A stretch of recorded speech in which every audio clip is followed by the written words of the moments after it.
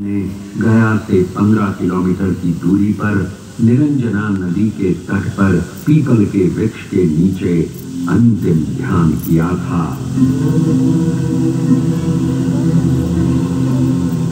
और माया के सम्राट मार ने अपने सारे दंजों को उन पर छोड़ा था और धरती उस संघर्ष की साक्षी बनी। संपूर्ण बौद्ध जगत में बोध गया कि इस जगह को यूं ही ब्रह्मांड का केंद्र नहीं माना गया है।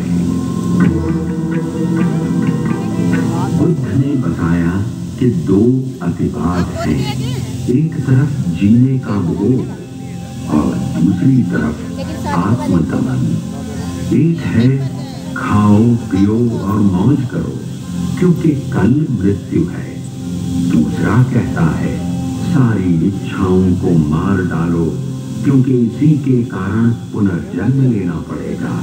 उन्होंने इन दोनों रास्तों को छोड़ने को कहा। वे मध्यम मार्ग के विश्वासी थे, जो न प्रवृत्तिवाद है न निवृत्तिवाद। अब हम बात करते हैं मगध के राजा बिंबिसार की। ईसा पूर्व 6वीं शताब्दी में देश छोटे छोटे जनपदों में बटा हुआ था, पर बिंबिसार के नेतृत्व में पहली बार मगध एक साम्राज्य के रूप में विकसित हुआ। जैन और बौद्ध दोनों राजा बिंबिसार को अपने करीब मानते थे। इन्हीं दिनों गंगा के उस पार वैशाली में लिच्छवियों का गणराज्य स्थापित था। वहां की आम्रपाली अपनी सुंदरता, नृत्य कला, गायन वादन के लिए विश्व प्रसिद्ध थी। भरपूर वैभव के बावजूद उसने बुद्ध की शिष्या बनना स्वीकार किया और अपनी संपत्ति संघ को दान में दे दी।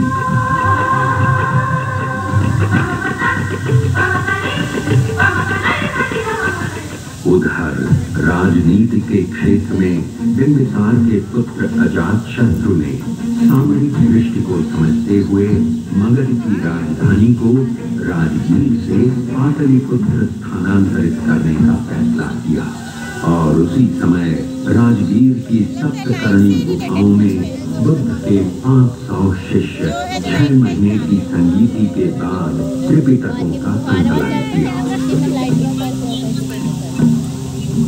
बिहार की कहानी को और आगे बढ़ाते हैं और ईसा पूर्व 3री सदी के पाटलिपुत्र में पहुंचते हैं।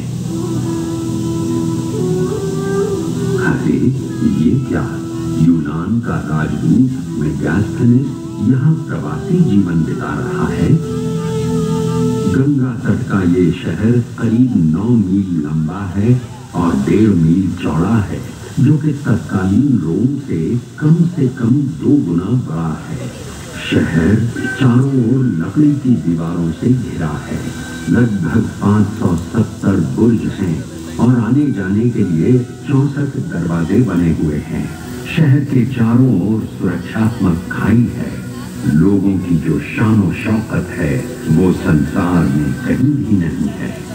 शासन की बागडोर चक्रवर्ती राजा चंद्रगुप्त मौर्य के हाथ में है और उनका मार्गदर्शन कर रहे हैं राजनीति और अर्थशास्त्र के आचार्य महापंडित चाणक्य। सिकंदर के आक्रमण को न केवल रोक लिया गया है, बल्कि उसके सेनापति सेल्यूकस निकेटर को हराकर पूर्व के हार का बदला भी ले लिया गया है।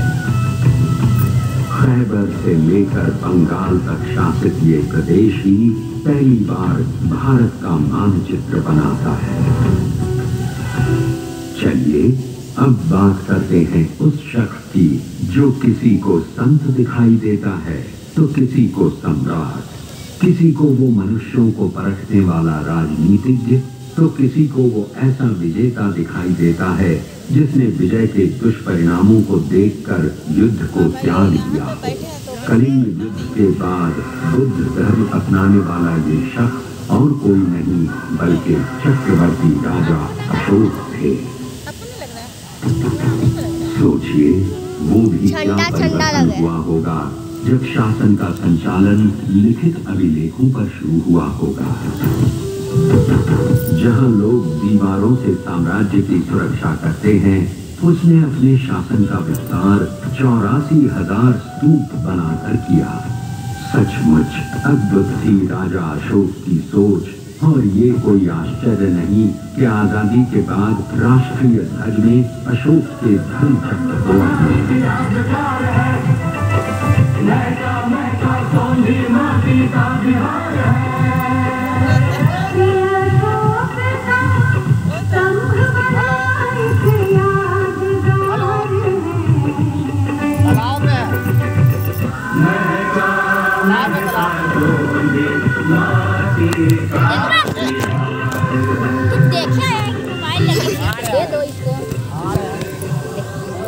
तो ये रही बिहार की ईसा पूर्व की कहानी।